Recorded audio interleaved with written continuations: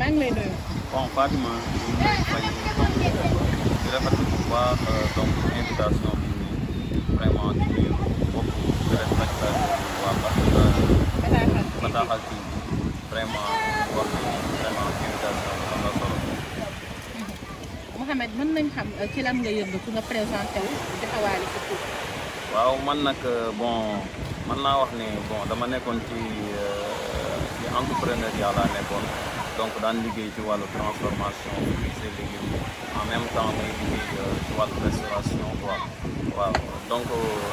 avant ça j'étais professeur daan naa jàngale moyen secondaire nekkoon Khadim Rasoul de Dieuppeul Dakar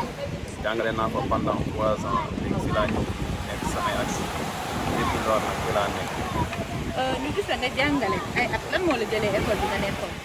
bon j'étais dans le secteur privé quoi. fa laa nekkoon di jàngale te bi kii bi duggee Covid bi duggee dañoo touché woon ñu nekkoon les professeurs du secteur privé léegi laal boobu mu ma laaloon moo taxoon ma jóge woon Dakar ñëw yaakaar ne nag su ma ñëwee fii ak le peu que j'avais su ma ñëwee fii su ma ko exploité dans le milieu de l'entrepreneuriat dina jàll looloo taxoon ma daal di ñëw. mujjul jàll. non ça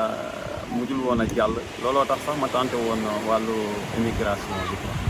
donc yow su ma la déggee say biir wax da nga jàng ba am sa bu ma la déggee say biir wax donc yow da nga jàng.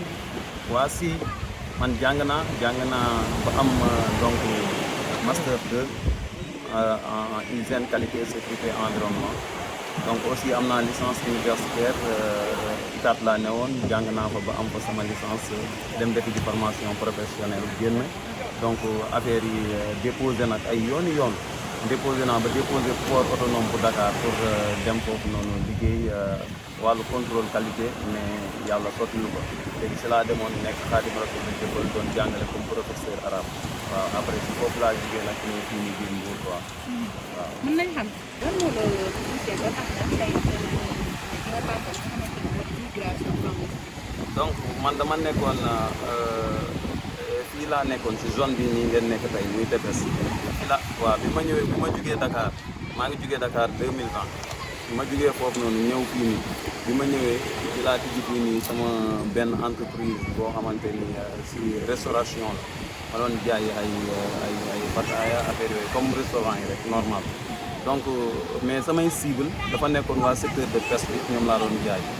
muy mool yi nga xamante ni ñoo dëkkee woon si zone bii nii ñoom laa doon jaay léegi nag bi immigration clandestine bi ñëwee ñoom ñëpp dañoo àndandoo daal di dem ci gaal yi donc sama liggéey daal di freiné waaw la ma doon am mënatuma koo am léegi loolu moo ma gën a poussé ma daal di donc yëg ci gaal yi daal di dem ma tenté ko nag ay yoon mais sottiwul quoi. ñaata yoon nga ko tànn. donc man tenté naa 2 fois mais 2 fois yëpp donc demul quoi. ñaata ban at nga njëkk a tenté li nga xamante ne moo di gaal yi. njëkk naa koo tenté en 2021 waaw année yooyu noonu ci laa ko tenté bi ma ko tenté donc demul ma toogaat tamit ba 2023 bi récemment ma tenté waat ko si mais tamit. ban mois ci des ci 2023. mois bi yaakaar naa mois de octobre la woon quoi waaw mois de octobre 2023. ci nga mujjee tenté gaal. waaw mën nañ xam ñaata xaalis ngay fay. waaw si fii nag ay gars yi 600 000 nga leen di fay ou bien nga fay leen donc 400 000 pour ñu bàyyi la nga dem man sama première année bi donc maa ngi fayoon boobu noonu 400 000 waaw mu nekkoon tamit jamono jooju noonu moment bu metti ci man parce que tamit yore soxna waaw yore njaboot gu sew ba pare nga tëb wan leen ginnaaw noonu pour dem xam nga nekk na loo xamante ni lu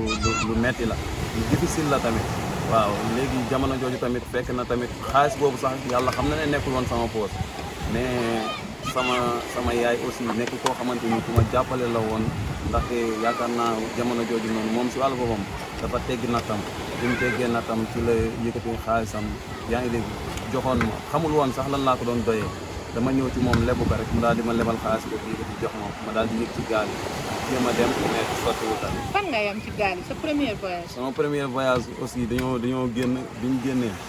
affaire yi ngelaw ñu dellu si waat fii nii teer waaw dañoo génn zone Sénégal bi sax génn guñ ko woon affaire yi ngelaw li am doole ñu daal di teer.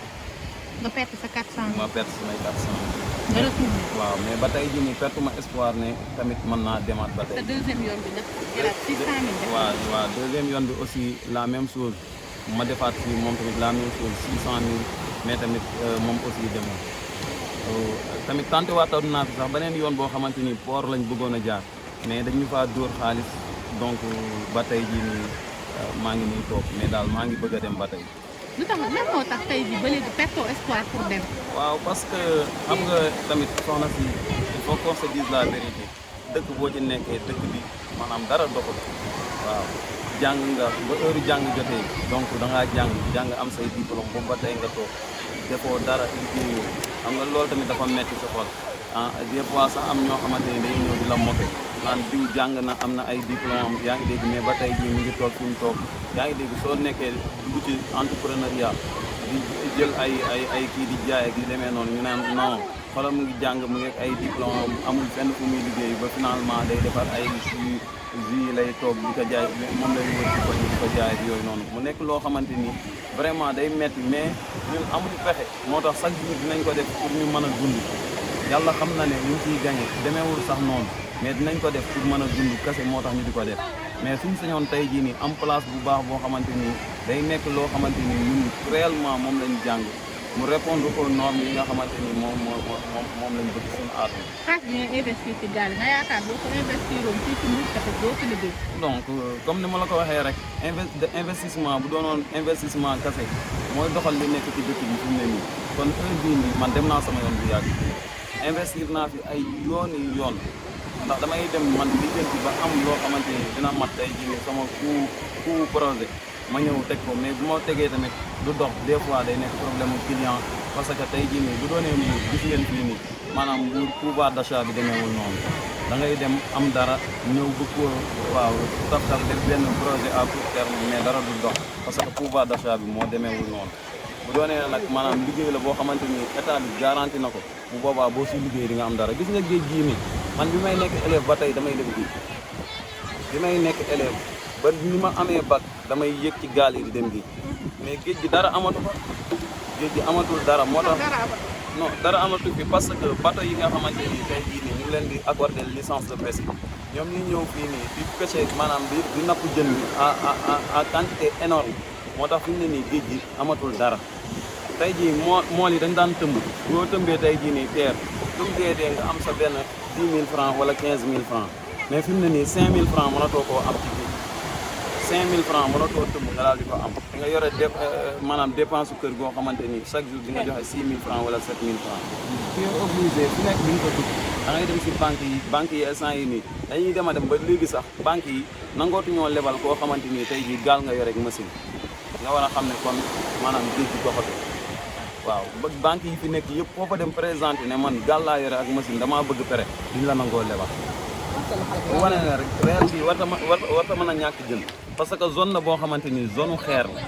fii nii zone Sénégal fii nii dafa nekk zone xeer dafa nekkoon zone boo xamante ni da daan denc jën maanaam jën day am période boo xamante ni bu jotee ñoom da daan ñëw côté bii nii su ñëwee côté bii nii fa lañ daan làppatu si yaa ngi dégg parce que si zone xeer yooyu noonu fi la jën yi di lekk pour ñuy dundee ba mën a rëy looloo tax zone bi war a ñàkk jën waaye fi mu ne nii gis nga zone bii nii fi mu ne nii pour nga napp jën jàpp jën il faut que nga jógee fii ak gaal dem ba Guinée wala nga dem ay céréales la woon doog di mën a am dara moo tax fi mu ne nii daal liggéey bi daal vraiment dafa métti trop waaw dafa yàqu te gaal yi dañuy am ay 15 jours fi mu ne nii ci biir bi mais suñ teeree yéen xam ngeen ci dara da ngeen di dem ci marché bi chaque jour bëgg dem jënd ji ndawal mais boo leen demee doo leen gis benn jën wala boo leen di jënd ay mar bande ngeen fay jënd waaw fii nii am na ay jamono yoo xamante ni xoolal dañ daan tuur jën bi boobu jën da daan bëri ba dañ ko daan tuur waaw ay tallaar ay kii rëg-rëg yooyu rëg-rëg nii ñuy tuddee mbër nii mais ñoom ñooñu ñëpp soo demee ci atu rëg-rëg bi moo tax ñu tuddee leen noonu ci lañ judd parce que yooyu yëpp amoon na fi atu yarankaw yi fii nii amul jën bu fi tuuruwul waaye léegi géej gi dafa yàqu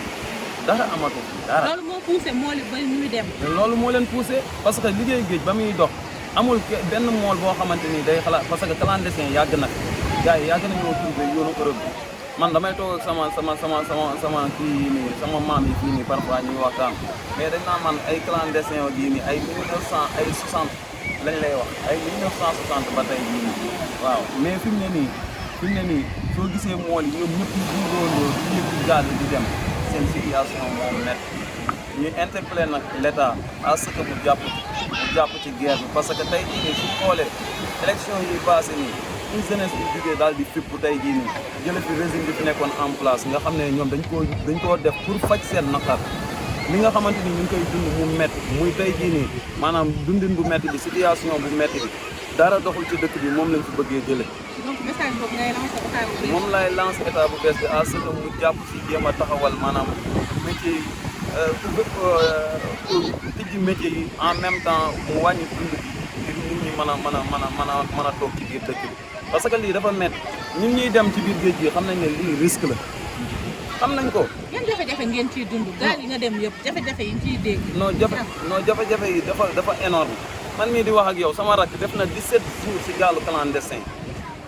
17 jours sama rakk bu ma bokkal ndey ak baay léegi nii bi ñuy egg si mooy gaal gi may jàppale ngay action 17 jours sama rakk jooju noonu def na ko ci biir géej Maroc la mujjee teer ñoom seen gaal gi comme bi si dee si biir kenn xamul lu mu toll dañoo dem ba zone Espagne léegi seen essence jeex ñu def lu tolloog daanaka ay 7 jours yoo xamante ni si biir géej lañ nekk dem ba seen lekk jeex mujj gi ndoxum géej mi la ñuy jël suñ kiwee nii ba xaw a affaire bi xaw a fuut ñu tànk ci kaw noonu moom la ñuy mujj di naan seen gaal gi genn wàll bi yëpp a décédé te loolu lépp nga gis ko te chaque jour yow ngay gën a am envie yëgaat ci gaal yi di dem nga xam ne kon tey jii nii espoir dafay jeex nga xam ne kon tey jii li ñuy dund métti na trop ñun daal ñu ngi interpellé état bi à ce que ñu jéem a ci liggéey parce que lii nii dara mënu koo faj du état buy jël ay tey jii nii ay matuwaayu yu muy teg si géej gi pour booy buñ dem ak loolu mënta ne parce que géej gi kenn mënu see dëkk tey jii waa marine bi ñuy jël yaa ngi dégg teg leen fii sax ñoom mënuñoo dëkk ci géej yaa ngi dégg kon kenn mënta surveiller géej gi lenn rek lañ mën a def à ce que mu arrêté lii mooy ñu fexe ba tey jii nii yokk emploi bi fexe ba yokk emploi bi teer yaa ngi nii yaatul lool nañ jéem a jël xaalis bi investir ko ci bàyyi investir tamit ci wàllu géej fexe ba bateau yi nga xamante ni ñooy yàq suñu géej gi boobaa luñ mën a liggéey ñu mën fee am dara. looy investir woon di nga toog ci dëkk. waaw bien sûr man tey jii nii man dama bëri ay projet am naa ay projet yu dul jeex mais ñàkk investissement moo tax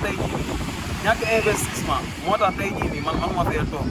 parce que tey jii nii ki nga xamante ni bon jàng naa def gestion des projets man def naa gestion des projets ba am si licence donc man ñàkkuma expérience tey jii nii boo xamante ni mën naa toog fii si dëkk bi développer li ma am mais soo gisee li ma poussé pour may dem nii mooy tey jii moyen amu fi tey jii nii pour nga trouver benn moyen boo xamante ni moo lay permettre nga mën a toog fii nii créer say entreprise toog loolu yombul man jaar naa si ay yoon fu nekk jaar naa fa soo demee lijjanti benn 500000 ñëw dugalaat ko ci projet boo xamante ni dafa war a nekk tey jii benn 5 millions mais loolu da ngay sonn rek mais du dem projet tout normal bi suñ ko yoroon tey jii nii fii la ñuy toog daal di liggéey normal ndax fii dëkk bi li ngay liggéey am ci xaalis bëri na gis nga même transformation bii nii gis si vision bu am solo moo tax boobu ba tey ma nekk mais aw ma doole man chaque jour problème de stockage lay am problème de stockage mooy tey jii nii damay liggéey ba pare benn frigo bu ndaw laay yore frigo bu ndaw boobu noonu bu yabee tey jii benn 15 bouteilles rek benn 15 bouteilles de jus bu ko yabee day fees del léegi le reste noonu nga koy teg des fois mu yàqu yaa ngi dégg des fois doo xam fu nu muy loolu rek moo tax tey jii nii man ma daal di jël samay initiative ne man tey jii nii su ma gisee tey gaal guy dem may yëpp daal di dem pour am ay moyens yoo xamante ni naa mën a ñëw fii nii toog liggéey. kon soo gisaatoon gaal tey di nga dem. bien sûr man tey bu ma gisaatoon gaal ma yëgaat ci gaal. bien sûr man tey bu ma gisaatoon gaal ma yëgaat ci gaal dem. te ngay njaboot am soxla. tey booy def est-ce que di nga tàggu si soxla. mais ñoom ñoo tax tey jii nii man li may def yëpp ma di ko def tey jii nii bépp sacrifice boo xamante ni maa ngi koy jël rek njaboot a tax ma di ko def parce que bu nekkoon tey jii nii man ak man rek mën naa toog fii nii te li ma bëgg donc naa ko am mais sa njaboot yaa ngi dégg tey jii boo waree dund war a dundal sa njaboot war a faj bu mu gàccee yaa ngi dégg dagg bu mu gàcce il faut que tey jii nii yaa ngi dégg nga sacrifié wu te kenn risque rien n'a rien looloo tax tey jii risque yi nii ma di ko jël nii waaw du la neen mais bu ma sañoon tey jii ma toog ci biir dëkk bi ba ndax romb sa njaboot di dem sa yoon loolu neexul mais sama am naa ñaari doom mais man sama morom yi nga xam ne ñoom laa nekkandoo yoon fii nii ñoom ñu jógee fi daal di dem bitim réew ñoom instant yi ñoom ñëpp ku si nekk jënd nga fii kër commencé koo tabax bu yàgg bien xoolal bañ demee kenn xamul kañ la mais boobu ba tey jii nii xoolal tabax nañ fii nii ba xoolal ñu ngi ñëw ak a dem waaw te ñoom ñëpp ci risque yi ñu lañ jaar daal di dem bàyyi seen njaboot dem seen yoon. mais wërsëg yamul aussi. non wërsëg yamul waaye sabablu ci la bokk yaa ngi dégg ku dul sabablu doo am yàlla binduñu rëddal ñu wërsëg rek noonu pour ñun ku ci nekk mu jox la ko bu doon loolu ak loolu yéen est-ce que di ngeen déplacé di ñëw fii nii xam nga doo leen déplacé di ñëw fii nii mais war a jot seen wërsëg moo tax tey jii nii ngeen jóge Dakar ñëw ba fii nii parce que ngeen man fee travailler dem mën a fayeeku seen salaire waaw parce que loolu devoir la nekkul loo xamante ni bon da ngay toog rek mu daal di ñëw waaw nit ki da ngay jug nga sabab lu yàlla daal di la jox waaw wërsëg nag yamul wërsëg moom yamul loolu moom xoolal wax ju dee la parce que ku si nekk ak ni ngay amee waaye nag yaakaar moo tax nit yéeg ci gaal yaa ngi dégg daw ay fan ci biir géej ak géej ni mu mel yaa ngi dégg ñëpp xam nañ ne géej vraiment amul bànqaas comme ni ñu ko wéyee rek amul bànqaas dafa metti trop nga daal di jaar ci biir ndox mii nii doo gis nday doo gis baay gars yi lu nekk lañ la siy wax man sama rakk ji bi mu ñëwee nee na ñoom seen gaal gi ay dëmm ma nekk ci biir gaal gi waaw loolu la ñu wax nee nañ ay dëmm ñoo nekk ci biir gaal gi nee nañ du def dara mais nee nañ bu timis commencé jot da ngay mel ni gaal gi ab sabar bu tas la waaw ko day mel ni sabar bu tas ñoom li leen ciy dund maanaam bu timis jotee non ñoom nee nañ li leen dimbali keroog mooy maanaam ñoom ñi nga xam ne dañoo dëkkee suñu zone bii nii nee nañ dañoo mujjee ñëw dajaloo ci benn kii nii benn côté gaal gi ñoom ñi nga xam ne ñoo dëkk ñu dajaloo ci benn côté gaal gi léegi foofu lañ nekk mais gis nga ñeneen ñi nga xam ne ñoo newoon ci boppu gaal gi booy yu bëri fa la ñu yem ba si am na ku doon jaay fii téléphone ci ginnaaw nii sànq bi ñu ñëw romb nañ place am moom ci gaal gi la bokkoon ah instant yi moom décédé na fii bëri nañ ay jeunes yoo xamante ni ci gaal googu noonu lañ deewee. muy li xew tey ba bëri dëkk. wallaay personne yi nga xamante ne ñàkk nañ ci seen bakkan mën ngeen ñëwaatal un peu ci drame boobu. waaw drame boobu ni mu demee mooy maanaam ñoom dañoo jóge fii nii donc di dem Espagne ñu dem ba jub dëkk bi seen machine paan waaw seen machine moo paan ñu am 4 jours ci biir géej ñoom 25 kilomètres moo leen dese woon de Espagne léegi seen machine daal di paan bi mu paanee nag dafa tombé jour boobu noonu géej gi ngelaw léegi booru gaal gi nii mooy bori bi lii féete ci kaw gaal gi nii moom moo wekkeeku moo xaw a toj écarté wu gaal gi nag mënatuñ koo ñoom as gaal gi diig waaw gaal gi dafa diig bi mu diigee nag ñi si mënul fay yi ñëpp léegi dañoo dee ci gaal gi noonu ba 7 personnes 9 personnes sax moom lañ teeral mais 2 yi après bi ñu leen defaree soin dañoo dee man am na sama rakk boo xam ne sama doomu nday la ci gaal googu la bokk mais yàlla dimbale nañu ba moom teer na waaw. fan la teer. ñoom dañ leen a yóbbu ñu instant ñu ngi Espagne Canaries lañ teer waaw Canaries lañ teer waaw mais. donc au total ñaata personnes lañu. gaal gi li ñu wax ne 60 personnes la ñu waxoon ne moo ci ne waaw 60 personnes la ñu waxoon ne moo ci ne donc 9 yi la ñu waxoon ne ñoom lañ dem fekk ci gaal gi ñoo génnoon mais 9 yooyu noonu 2 personnes ñoo ci deewaat. donc 7 personnes rek ñoo si sauvé donc 53 personnes mën nañoo wax ne 53 personnes yëpp donc décédé nañ quoi waaw métti na trop vraiment di permettre jàll suñu mbokk yi nga xamante ni vraiment seeni doom bokk nañ ci waaw ak suñu rakk yi waaw ndax man xam naa si ay boy yoo xamante ni vraiment ci gaal googu la ñu jéegoon waaw à l'instar de Alsane Ndiaye mi nga xamante fii la dëkkoon Tefes Alpha Ndiaye waaw doomu Alsane Ndiaye waaw ñoom ñëpp si gaal gi lañ bokkoon vraiment métti na trop am na tamit suñuy rakk yi waaw non dégguma ci nag jigéen waaw dégguma ci jigéen waaw mais am na gaal yoo xam ne ñu ngi tëmbee fii donc di yëpp ay jigéen aussi di dem di àgg waaw ba si fan yi passé rek yaa de cela matagul 15 jours am na gaal gu fi jógee yaboon 116 personnes boobu aussi moom teer na waaw moom yaboon na 6 jigéen a nga woon ci biir gaal bi waaw ñun daal vraiment suñu gisee lu ko jar moom ñu toog ci dëkk bi quoi mais bu ñu gisul lu ko jar moom vraiment dañuy yëg ci gaal yi daal di dem waaw parce que tamit lii neexul yow xam nga ne neexul jàng ba pare yore sa diplôme nekk fii di taaba te tey jii nii bu fekkoon ne état bi maanaam protéger na liggéey yi nga xam ne ñoo nekk ci biir dëkk bi ku jàng ba pare da ngay dem liggéey directement sa profession waaye jàng ba pare toogaat di xaar wala ngay dem di lijjanti ji laneen ak laneen te li ngay lijjanti ji noonu soo gisoon lu ko jar rek vraiment doo ko def quoi métti na trop daal ku ñu jàppale ñu jël état bu bees bi nag am nañ ci yaakaar quoi am nañ ci yaakaar comme que ñoom nee nañ ne buñ ñëwee donc dinañ changer affaire yi ñu ngi toog di leen déglu di leen tamit def appel ne leen luñ fi mën a gaaw rek waaw ñun ñu jël quoi ndax population bi vraiment sonn nañ quoi. ban message ngay lancer jeunes yi nga xamante ne ñu ngi lay seetaan ba jël gaal. waaw man de wax dëgg fa yàlla comme que maanaam man maa ngi am chaque jour espoir pour dem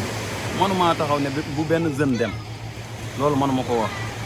waaw mënuma taxaw ne bu benn jeune dem loolu moom mënuma ko wax waaye nag li ma mën a wax mooy jeunesse bi nañ def ndànk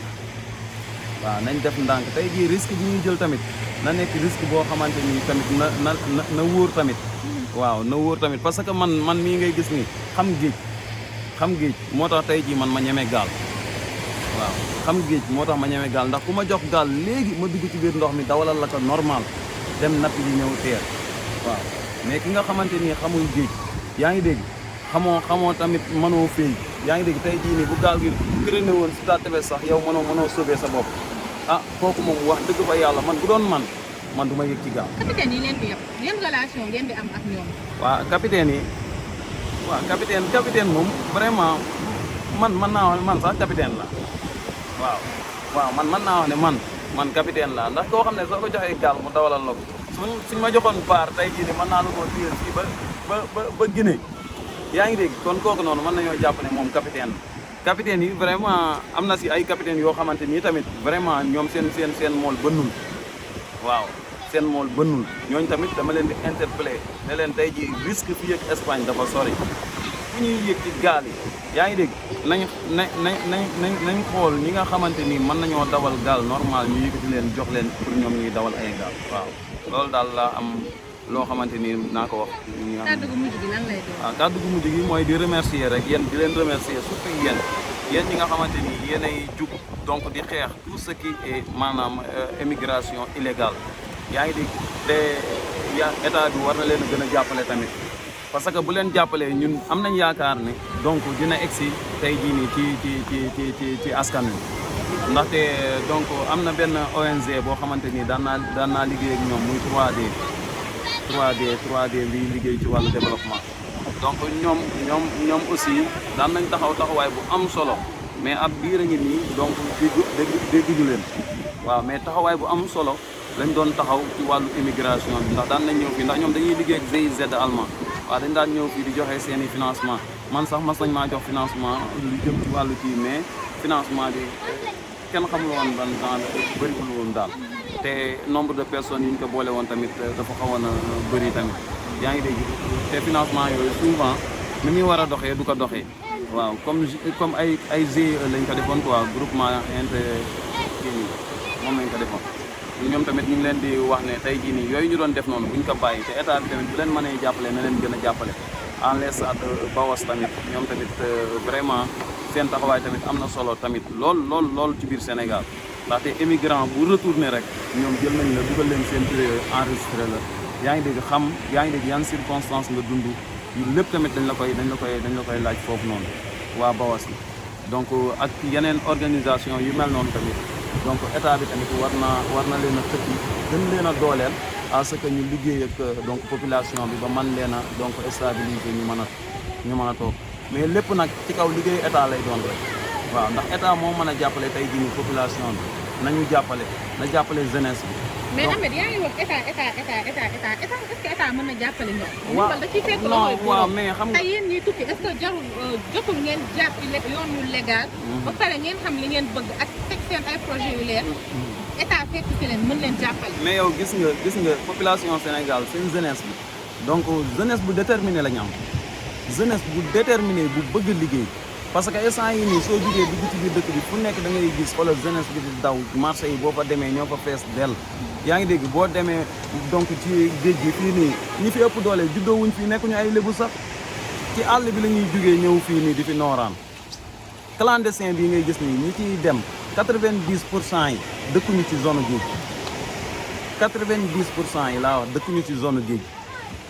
fii tey jii boo génne woon 10% yi nga gis nga même gaal gii nii am problème bi nii tey jii nii boo génne woon li si dëkk fii nii biir Mbour su matee 20 personnes si lay yam tout le reste ci kaw la ñuy jugee ñëw fii nii pour wan la rek ne la jeunesse bi ñoom ñëpp a bëgg a liggéey mais gisuñu lu ñu liggéey dañoo gisul lu ñu liggéey mais ñun gis nañ lu am fii biir Sénégal gis nga tool yi ñu ngi ne yambalang mais dara amu ci ah nañ fexe ñu daal di liggéey bi nag mooy tey jii nii alal yi ñuy jël donc di ko bazarder ci yoo xamante ni c'est inutile dañuy jël alalu réew mi di ko bazarder suñu ñàkk fayda benn nit naka lay mën a téye ay 100 milliards ay 200 milliards ah mais loolu c'est trop 100 milliards 200 milliards pour une personne nañu waxante dëgg loolu dafa yenuwul maanaam amul benn liggéey bu la mën a indi revenu boobu noonu fii nii biir Sénégal donc xaalis boobu noonu na ko état bi jël jëm ko investir yaa ngi dégg investissement yi mu dem ci tool yi dem ci sàmm gi dem ci napp gi bu ko defee tey jii nii jeunesse bi ku si nekk man see jot waaw loolu daal moo fi nekk donc maa ngi nuyuwaat bu baax waa zone bii nii tamit waa zone tefes golf donc résidence surtout résidence ñu ngi leen di jaale seen booy yi nga xamante ni bonk ñu ngi dee ci gaal bi vraiment ñu ngi leen koy jaale bu baax a baax ay booy yu ndaw booy yoo xamante ni daaw rek ñu ngi doon fubal nawetaan fii nii ñoom ñëpp ci gaal googu lañ leen ñàkkee quoi nekk loo xamante ni tamit lu métti la donc ñu ngi leen di remercier bu baax di nuyu donc Pa Aada nuyu tamit imaamu koñ bi quoi waaw imaamu koñ bi tamit moom tamit ku baax la vraiment ndaxte lépp lu xew fii nii tamit moom mooy ñëw taxawee ko quoi waaw Mansour Thiaw waaw ñoom ñëpp ñu ngi leen di nuyu ñu ngi leen di ziare di leen jaajëfal bu baax a baax di kontaan tamit lool ci invitation merci